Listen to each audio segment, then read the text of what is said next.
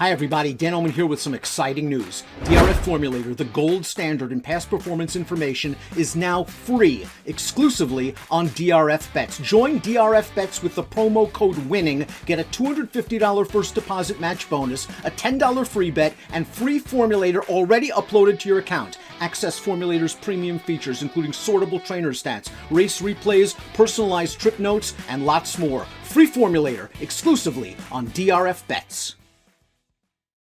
Dan Illman, Mike Beer, race number 10 at Gulfstream Park on Saturday is $100,000. It's a race for some fast turf sprinters. We're going 5/8 of a mile for the Silks Run. Let's take a look at this field. And Mike, there should be plenty of gas in this race. Arrest Me Red has been in exceptional form. This horse has won his last 3 starts. 4 of the last 5, the last 4 on turf. He's fast, but you got several other horses in here that can show some speed, and maybe a stalker or a closer can pick up some pieces.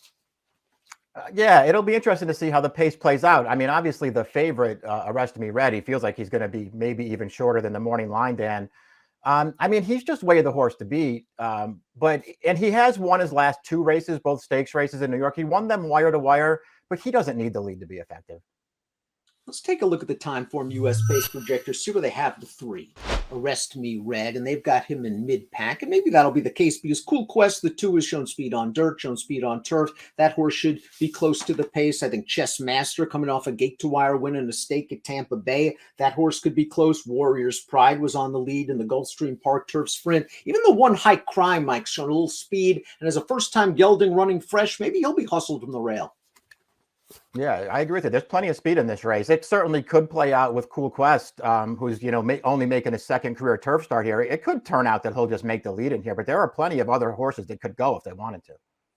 As I mentioned, High Crime, first-time gelding, hasn't run since September. This was a horse that looked like he was crying out for a layoff because he just didn't run very well the second half of 2021. He does return to Gulfstream Park, however, which is the scene of one of his best performances. Last year's Gulfstream Turf Sprint, where he earned a 95 Beyer speed figure, and it took a good turf sprinter in Leinster to run him down.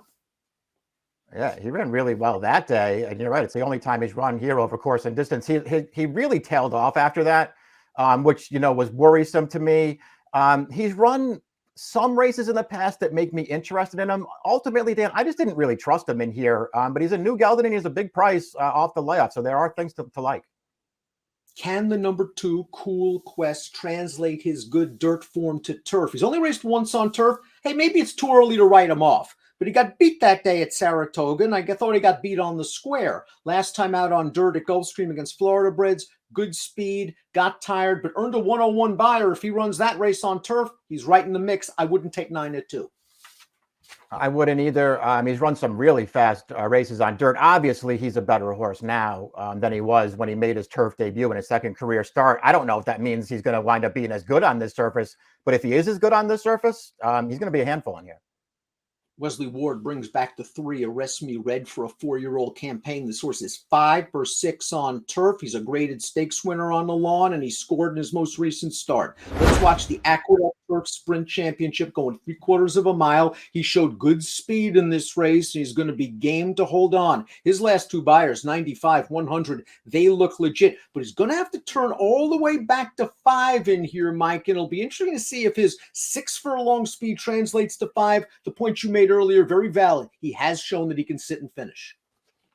Yeah, he can. In this race, he only wins by a neck, Dan, but he was never losing here. He got to the lead. He was just sort of under strong handling at the end there to hold on. I wasn't that concerned about the 5, although maybe it could be worrisome to some people. I mean, this horse is undefeated sprinting on the grass. The only time he lost on turf when they tried to stretch him out right off of his maiden win.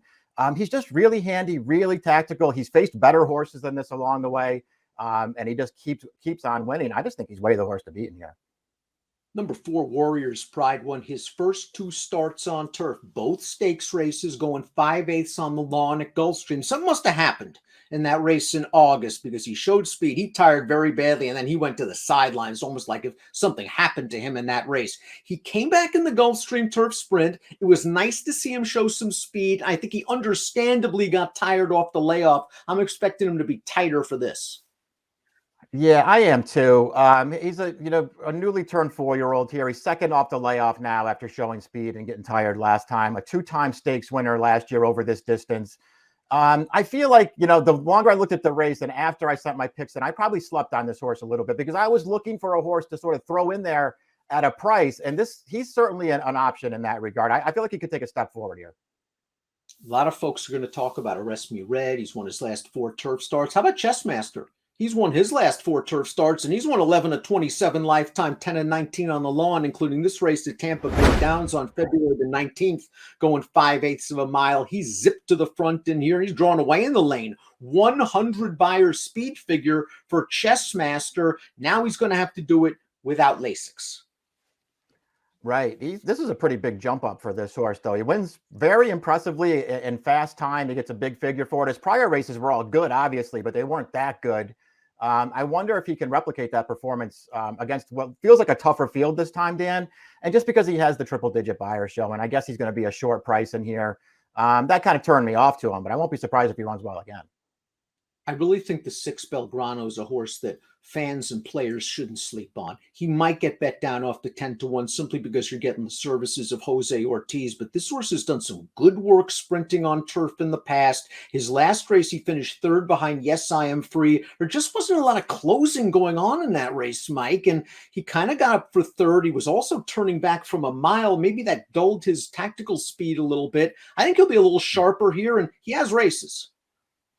He does. It'll be interesting to see what he does in here, Dan. I would have been maybe a little higher on him. His most recent race, I'm not going to hold it against him just for, trying to rally in there and not being able to get up. But he got caught from behind for second in that race. That sort of bothers me a little bit. But really, that's the only thing I didn't like about his overall form. He ran some, pretty good races last year, sprinting on the grass, and he's going to be a price in here.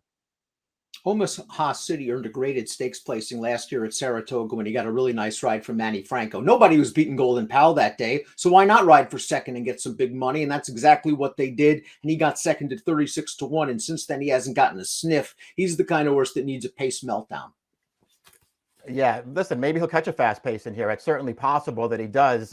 He's still a little bit hard to take just based on his overall form. Just about everybody in here has run a faster race than he has, Dan. He got pounded by Arrest Me Red last year. He got pounded by Yes, I'm Free the last time we saw him. He's got to improve. Hello Hot Rod started his career like he had a lot of promise on dirt. He won the Jimmy Winkfield. After that race, he went through the auction ring. I think he got sold for over $300,000. He hasn't won since. Connections are now going to take the blinkers off, Lasix off, try him on turf, try him sprinting all the way back at 5. I think they're throwing things against the wall to see what sticks.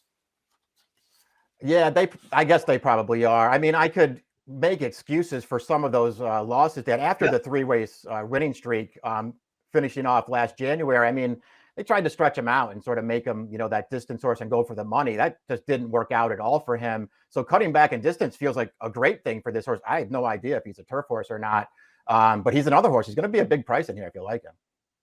I wonder if last time was the time for the 9, Yes, I Am Free, who was making his second start of the form cycle in the Gulfstream Park turf. He was dismissed at a good price. And we're going to take a look at that race right now. He got away from the gate very well. He sat second. He turns into the stretch. He's going to pass Warrior's Pride, a horse who's coming off the layoff in this race. And the closers just aren't making any sort of moves until very late in the game. So things happened for Yes, I Am Free, but he also ran very well. He did. I looked at it the same way you were just sort of alluding to, though, Dan, and that was probably the time to have him. That was, by the way, that's the Belgrano race we were talking about there. You saw Belgrano getting into second and then getting caught from behind, which I didn't love about him. But this horse ran fine last time. I just didn't want to bet him against this field. How about Old Chestnut as a sleeper? I don't love his post position. Post position 10, but what chance did he have? He was 9-1 in the Highlander last time out. That was way back in August, going 3/4 of a mile at Woodbine. But those are some of the better turf sprinters up at Woodbine. He won 2 starts back going 6.5. He has one going shorter in the past, and I wonder if the layoff, maybe he'll be sharp off the break for Cassie. First time gelding, though, off the bench. Yeah, we'll see about the layoff. That I don't know about the layoff for this horse, but I certainly feel like he has the credentials to factor in. He was one of the horses who feels like he's going to be a good price that I wanted to throw in there somewhere.